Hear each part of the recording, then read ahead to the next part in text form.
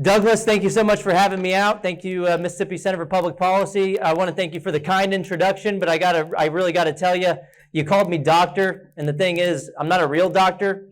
I'm more like a Jill Biden doctor. I got a PhD in education policy. I can help you with math, maybe. I went to government schools all through K through 12, so maybe the math skills aren't there. But look, we're in the middle of a school choice revolution, particularly in red states all across the country right now. We've had 10 states go universal on school choice in the past 2 years alone. What do I mean by universal and what do I mean by school choice? It means every single family in those states, including Arkansas, Arizona being one of them as well, can now take their children's state-funded education dollars to the education provider of their choosing. That could be the public school. If you like your public school, you can keep your public school. But for real this time, and like with your doctor, you can actually do that. But if not, you can take that funding to pay for private school tuition and fees, go to a charter school, or a home-based education option. What's interesting is that Arizona, being one of the first states to do this, did so with one-seat GOP majorities in each chamber in 2022. That means every single Republican showed up and voted for their party platform issue of empowering parents with education freedom. And the best part about all this is the unleashing of education freedom all across the country is really the teachers union's own fault. We should really give an award to Randy Weingarten for stepping in it over and over and over again. She basically gaslighted the public in their role in keeping the schools closed when she said before Congress, I was actually fighting to keep the schools open since April of 2020. If you were fighting to keep the schools open since April of 2020, why weren't they open? The reality is they lobbied the CDC to make it more difficult to reopen schools in person. They called the president's plan to reopen schools reckless, callous, and cruel. They were threatening safety strikes in 2020. You had local affiliates in places that are dominated by unions like Chicago. They were tweeting out, and get this, as a real tweet that they later deleted, that the push to reopen schools is rooted in sexism, racism, and misogyny.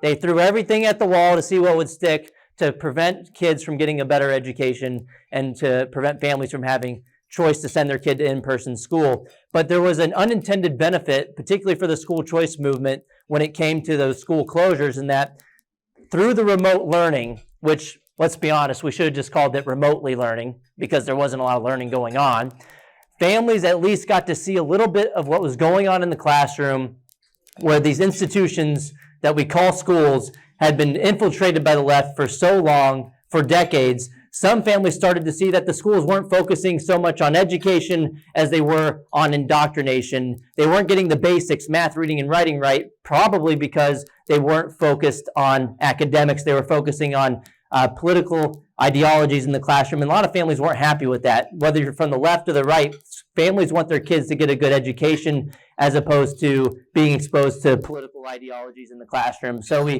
we saw families pushing back at school board meetings. That didn't work out too well. They got labeled as domestic terrorists from the Biden administration. There was a letter from the NSBA, the School Boards Association, sent to the DOJ to investigate parents under the Patriot Act under, quote, for domestic terrorism.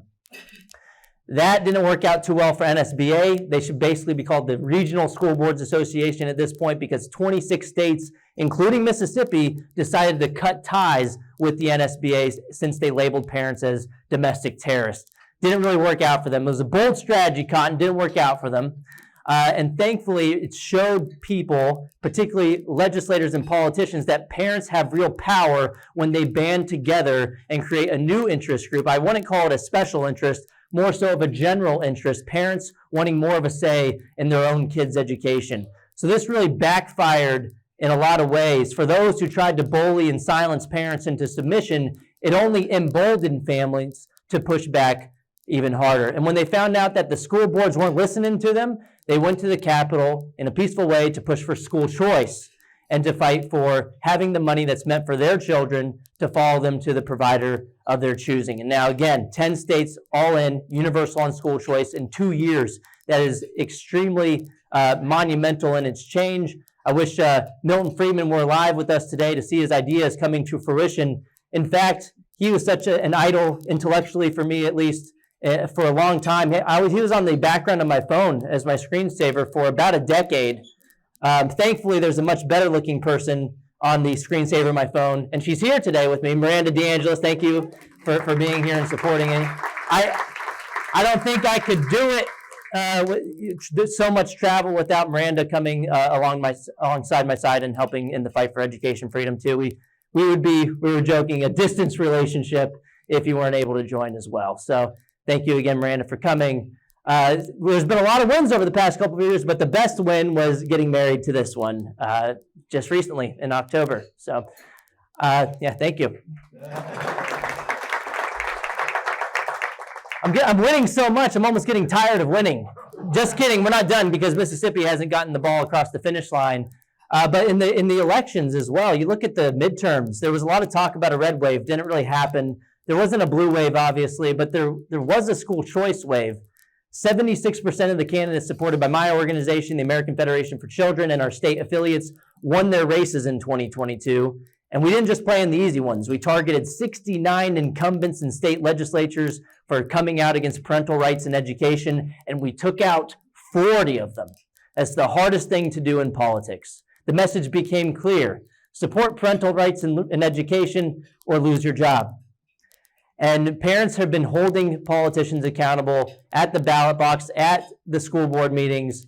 And this is the only way to truly empower and enshrine parental rights in education. And it fixes a lot of the problems that some legislatures have been trying to fix from the top down. When parents were upset with what they saw in the classroom, a lot of them fought to ban certain concepts like CRT or social emotional learning or gender ideology in the classrooms. I think the better solution, because the top-down implementation has a lot of problems. There's enforcement issues. There's a group called Accuracy in Media. Anybody hear of them? They're kind of like a Project Veritas undercover video group. They've gone to red states, including my own, in Texas, Tennessee, Iowa, Tennessee, Utah, Idaho, and so on and so forth. They've gone into public school buildings and the district offices talking to administrators where they're basically saying, flat out, if the state bans CRT, we're still going to do it anyway. We'll call it social emotional learning. We'll call it student mental health. And we found out it's basically a never-ending game of whack-a-mole trying to implement the reform from the top down. The better solution through freedom, as opposed to force, in my view, would be from the bottom up, allowing families to vote with their feet to schools that align with their values. And at the end of the day, the inherent problem we have around curriculum disagreements is that you have one group, typically a special interest, not even the majority of the population, determining how to raise other people's children. The only way out of this mess through freedom as opposed to force is to allow families to choose. And I think Mississippi's on the cusp. I've heard ramblings of the Senate perhaps having a bill coming out in January. The governor's on board, I know that. I've spoken to him. I sat with him at a couple of meetings already. And so school choice can happen. You look at Arizona, they did it with one-seat majorities. Most recently, North Carolina, they have a Democrat governor, Roy Cooper, who's a hypocrite, by the way, sent his own kid to private school, and then guess what? He declared a state of emergency over school choice this year. A state of emergency. You'd think he'd call a state of emergency over the failing test scores that just came out before he made the proclamation, which showed 15% of kids proficient in history in the United States. That's a total shame. But no, the state of emergency wasn't about that. It was about his threat to power. And what happened was all 60% of both chambers, all the Republicans signed on to a bill to expand their existing program to all families, not picking winners and losers. We shouldn't go for this incremental reform where we say, well, only you can participate or you can participate. What the states are doing now, like Arkansas, is they're not picking winners and losers. They're going all in on school choice, passing universal education freedom accounts in Arkansas, what most people will call education savings accounts in other states. Utah's another one that recently went all in on school choice. Louisiana may change pretty soon as well. The only blockade to school choice in Louisiana was the governor, Bell Edwards, a Democrat, who kept vetoing our school choice bills. Well, guess what? This year, the House in Louisiana passed a universal education savings account. So the momentum is here. Red states are engaging in friendly competition to expand parental rights in education in the form of school choice. And I will say, you might hear some ramblings of convenient excuses as to why all these other states like Arkansas can do it, and West Virginia and Arizona and Iowa can do it, but we don't have to do it here in Mississippi, because guess what? Mississippi, you guys don't know this, but Mississippi has rural areas. So that means we don't have to, Florida doesn't have rural areas, obviously, and West Virginia doesn't either. Mississippi's special in that it has some rural areas. That means we can't vote for this. I can still be a Republican and vote against my own party platform of empowering parental rights with school choice. But it's a ludicrous argument. I wrote about it in the Wall Street Journal in an article called "The Little Red Schoolhouse Could Do with a Little Competition." But what's interesting to me is, has anybody on Twitter or X in this room? Anybody familiar with what a meme is? So I'll explain it really quickly. But basically, there's something called the 2-button meme, where the guy's sitting there sweating. He's thinking about which button he should press, but he's freaking out because he knows he can't press both the buttons. This is a way to illustrate two statements that are logically incompatible with one another. And this is what the rural argument reminds me of, is because you'll hear a legislator or someone from a rural area saying, I don't have to vote for this. Why? Because, well, the public school is the only option. We don't benefit from this in my district, so we don't really need it. But then the next breath, they'll look you in the eye and they'll try to tell you with a straight face that this is going to decimate and defund our fantastic rural public school. And by the way, it's the lifeblood of our community. It's going to defund it. Wait, hold on just a second. You can't say both of these things at the same time. If it's true that the public school is the only option, well, then logic would follow that you're not going to lose any money at all. No one's going to be able to vote with your feet to escape the school that you say is so fantastic. And by the way, if it's doing such a great job, you should have nothing to worry about. It should be the other districts that are not doing so well for their kids. And so you should be the last person voting against school choice based on the argument that it's going to defund your schools, because public schools are funded based on enrollment counts. And if you're not losing the students, you're not going to lose the funding. My second response to this ridiculous argument is that, well, other states have done it. Florida has rural areas. West Virginia, according to the Census Bureau's data at least, is more rural than Mississippi overall. They were the first state to pass universal school choice. Maine and Vermont, you wouldn't know it, but they had the oldest voucher programs in the country. Started in the late 1800s, and guess what?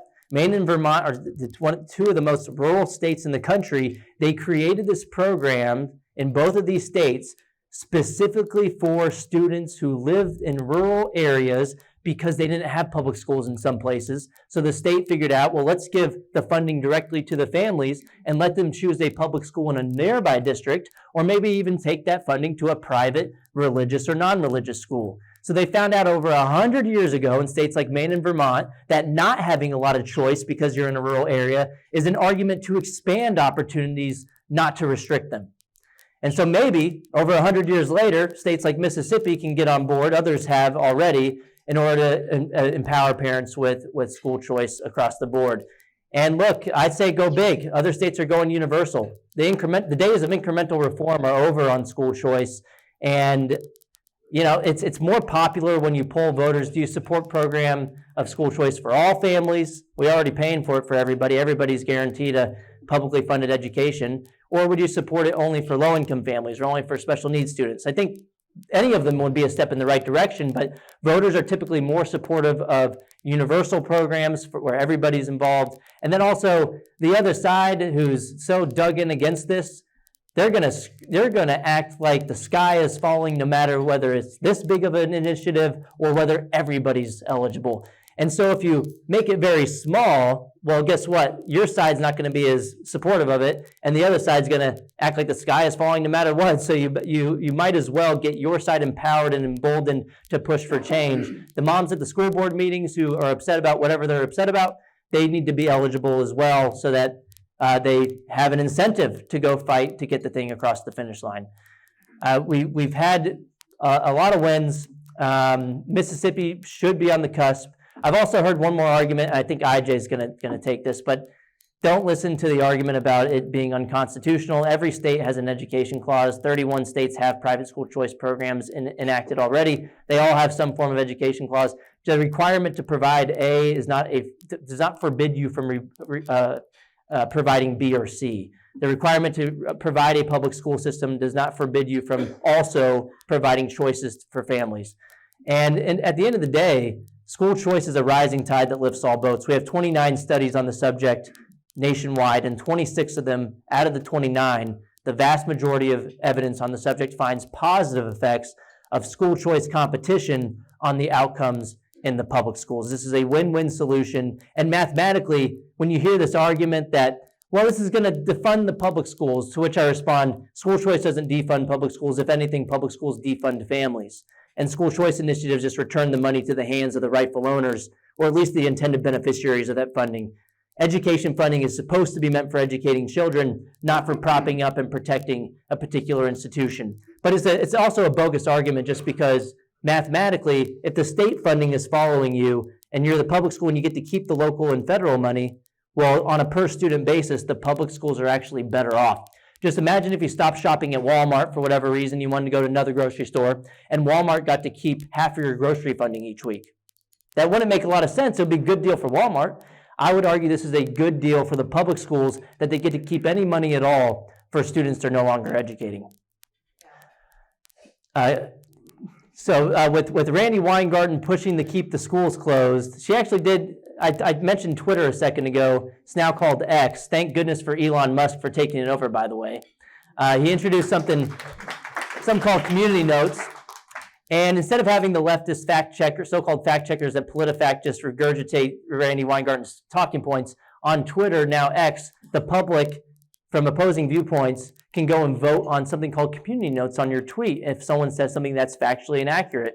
And so after she went and gaslighted the American public in front of Congress, basically lying, saying that they were pushing to reopen the schools, the Twitterverse, or the Xverse now, went and fact-checked her, slapped a community note on the tweet, basically saying, no, you fought to keep the schools closed as opposed to keeping them open. I did want to open it up to questions. We have a great audience here. I haven't gone over yet. I've said basically what I want to say, and we have a lot of friendlies in the room. But I would also like to hear any concerns you might have heard in Mississippi that might be different from other states, or just any of your thoughts on the movement overall. But again, thank you, Douglas, so much. There is an envelope on everybody's table. I think you can make a contribution to the Mississippi Center. He didn't ask me to do this. The Mississippi Center for Public Policy. Or you can make that out to Miranda DeAngelis. We got a Christmas tree ornament kind of fund going right now. But thank you so much, Douglas, and the Mississippi Center for Public Policy. I'd like to open it up for questions. I have finished early, so we do have a good amount of time for questions, too. Thank you. I saw a hand shoot up in the back.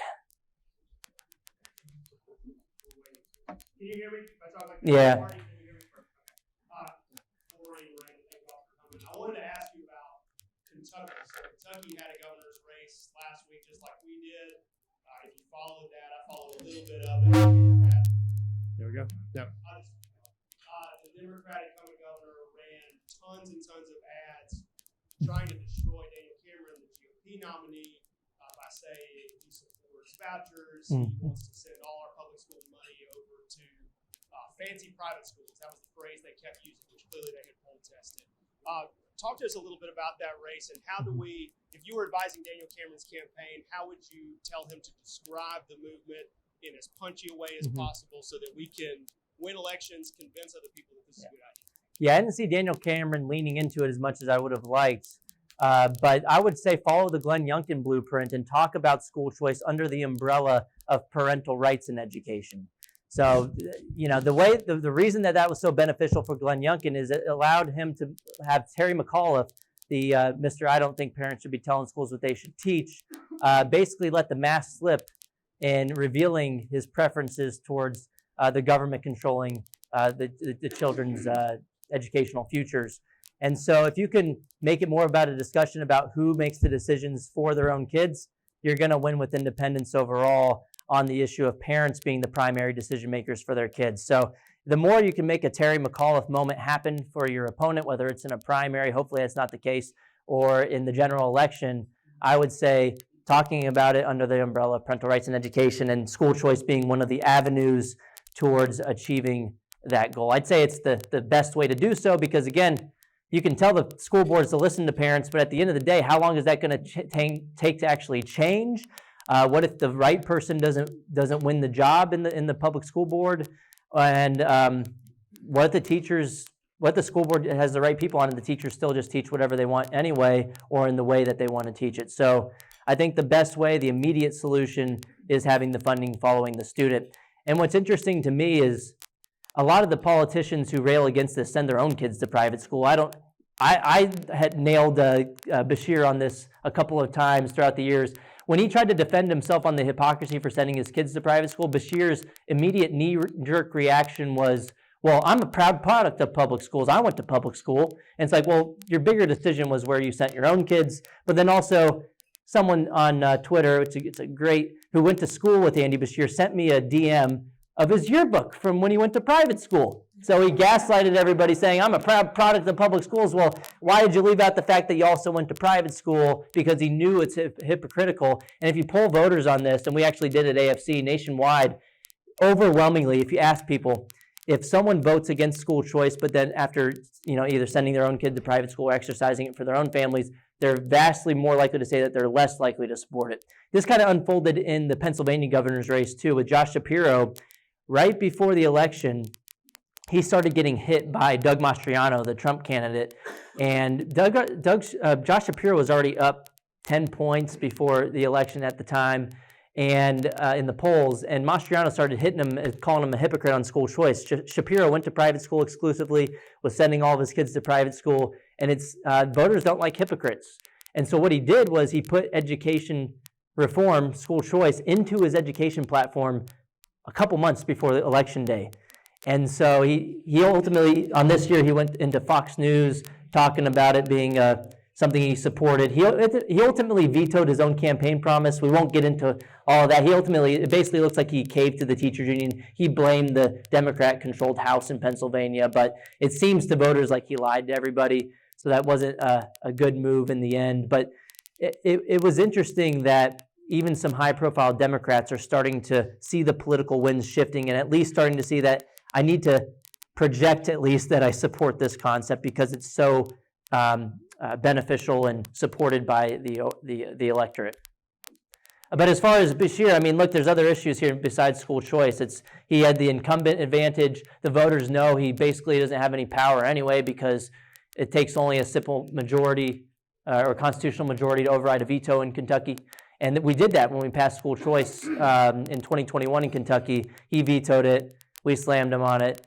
We overrode the veto, and the program went into effect. There were some problems in the course after that, but he's not really risky, so maybe, who knows? There's not a perfect response to it. That's a good question. Yes? Wyatt Emmerich. I have a question about implementation. There's so many regulations. I have a question about implementation. There's so many regulations involved, federal requirements for this and that.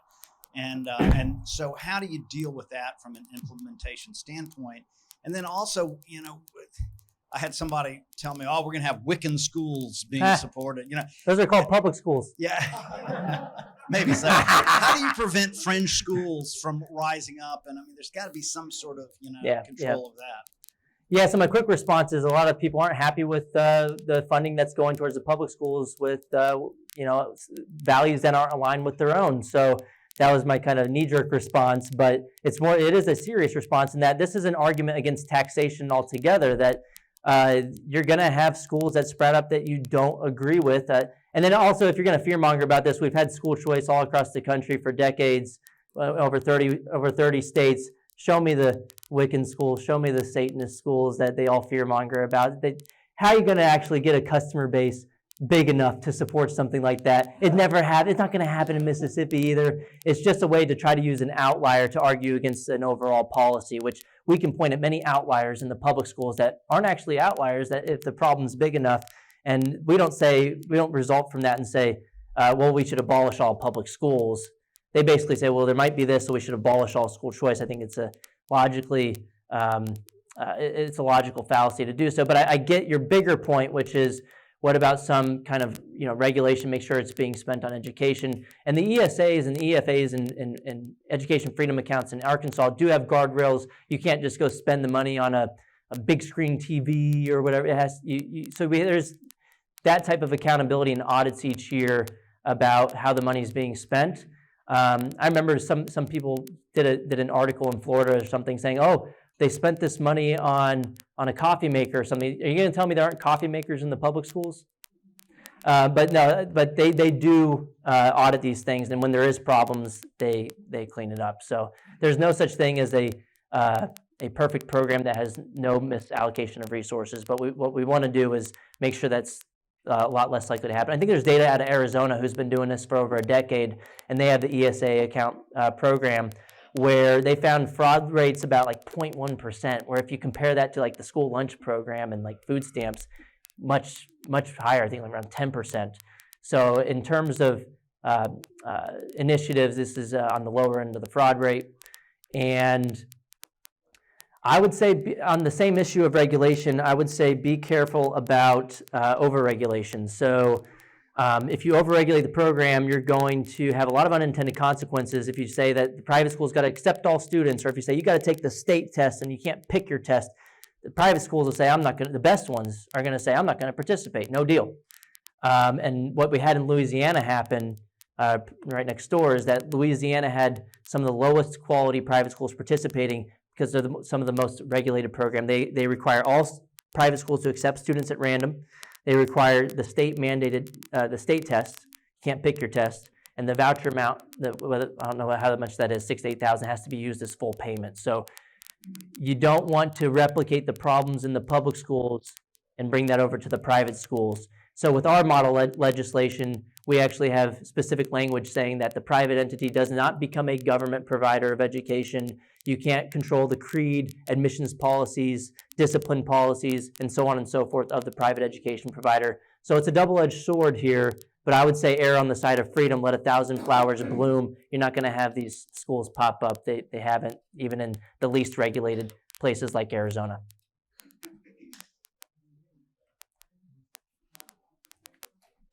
In Mississippi, athletics are very important. Yep. Okay, and all the parents and the school situation, they all put money into the athletic programs. And one of the biggest things that we faced when I was in the legislature was the argument that the person who was leaving, the parents who were taking their children out of the public school, were going to ruin the athletic program in that school. And the parents all had bought in to supplementing the money that goes into the athletic program. So they were all against it as well. How do you refute that argument? This is why I like to say, if you like your public school, you can keep it, but for real this time, because if people really like the bundle of goods and services provided by their public school, you should and are able to continue to do that. And by the way, you'll have more money per student for those programs since you get to keep the local and federal dollars. And then look at, the charter school movement that's already expanded in my home state in Texas. Charter schools have expanded in Texas. Are the Friday night lights gone? No, we still have Friday night lights in Texas. So it's a non-issue. If you just look at the other states, they still have sports programs. This hasn't negatively affected their sports in any way. And if you just look mathematically per student, they're going to have more funding than they had before. And by the way, if you do it like Arkansas, you can create a win-win package even more so by, they added more public school funding for teacher salaries and raises. Utah did something similar. I don't know what the plan is in Mississippi, but you could create a package of more funding, but also expanding education freedom as well. I know if you're supportive of lowering taxes and not pouring more money into the system, again, that might not be the best answer, but the legislature is going to do it anyway. You might as well get school choice along with it. Yes. I actually have two questions. In regards to the taxation, we definitely don't want to see the taxes go up to support these vouchers and so on. But we have a real situation in Mississippi that perhaps Arkansas does not, where Mississippi has the highest paid superintendents in the nation, and nothing's being done about it. We need internal help to get that handled because most of them are in these rural areas. Secondly, the Bill of Rights for Families and also the Bill of Rights for Parents. There's 23 states that now have a bill submitted to go into effect. I know that Governor Reeves did have something in committee last November, and it died in committee. Yep. And a lot of the states, even though they're addressing it, it's under the guise of helping families, but it's addressing one of two other issues, and it is the freedom of choice, which we are for choice. But the main one is that families actually lose their rights, and that children now can make up their mind as to what gender they are and what they stand for. And they're using this to prop up the agenda.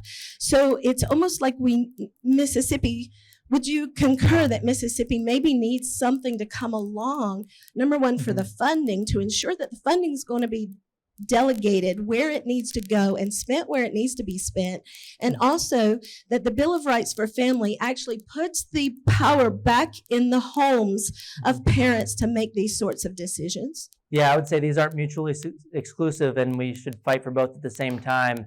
If they can be included in the same bill, that would be great, and I think that's what Arkansas did. Aaron could obviously speak to it with more knowledge than myself. But if you do them separately, I don't want to give legislators an excuse to say that they did education reform. I voted for the Bill of Rights and then not vote for school choice. So if we can keep it in the same bill, that'd be great. And I would say school choice is the stronger leverage. I'd say we should have both, but if you had to pick one or the other, I'd say give the parents real power by letting them choose, because otherwise you're just, signing on to something saying, yeah, parents should be empowered, but then what if they aren't? What actually happens? We need to have an exit option that you don't even actually have to exercise to actually get real power. You can say, once the school board knows you can take your money with you, they won't call you a terrorist anymore. They'll listen to what you actually have to say, and they won't cut off your mic anymore when you're reading the books that the schools are trying to read to the kids, but you can't read them at the public meeting full of adults for whatever reason. Maybe they shouldn't be in the schools. So I'd say yes, do both of these things. Then as far as the taxpayer savings, 68 of 73 studies on this topic find positive effects in that school choice saves taxpayer money. You look at it, the Ed Choice 1, 2, 3s, they list all these studies out. But it just you don't have to look at the studies to know, it's just basic math. The bills are written in a way to generate taxpayer savings. It's typically the state funding. And even then, some states will say it's going to be 90% of what the state would have spent. So you're creating a savings through the bill. So we got 1 minute left, or one more question in the back. Definitely one of those domestic terrorists. Proud to be one. I represent in Mississippi a group you may have heard of. It's called Moms for Liberty.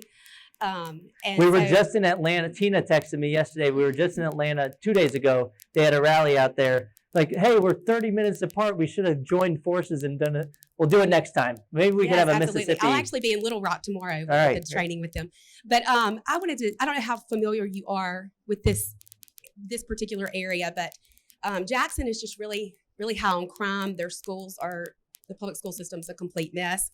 And then right next door in Madison County, where I live, we have some of the best public schools in the state. Right. So how will it work if the public school system becomes oversaturated in certain areas and no one wants to send their children to a public school system where they live because they know how terrible it is? I mean, if you choose to send your kids to public school, do you still have to send them to the public school that you're zoned for, or how does that work? Yeah, typically with how the ESAs work, it's basically the school you're assigned to, or you can use that to pay for private school tuition and fees, charter school, or a home-based education option. There's a charter school law in Mississippi, so that's another realm of choice, but there's also something called open enrollment choice, which is typically separate from the ESAs, where you can choose different public schools. And I would say if you're going to go the open enrollment route, I'd say that's a step in the right direction too, but to quell fears about, I want to keep my public school the way that it is, you get first dibs if you live in the district. So if your school's full, if people want to transfer over, the school doesn't have to take them if they don't have room. So you still get what you bought in for, basically, when you bought your house to get assigned to the better public schools. And then, when it comes to crime, school choices, criminal justice reform, there have been 6 studies on the topic. I've done 2 of them. They're all peer-reviewed, all 6 of them, all finding that more charter and private school choice options lead to less crime later on in life, reduction in the likelihood of a reduction in criminal activity later on.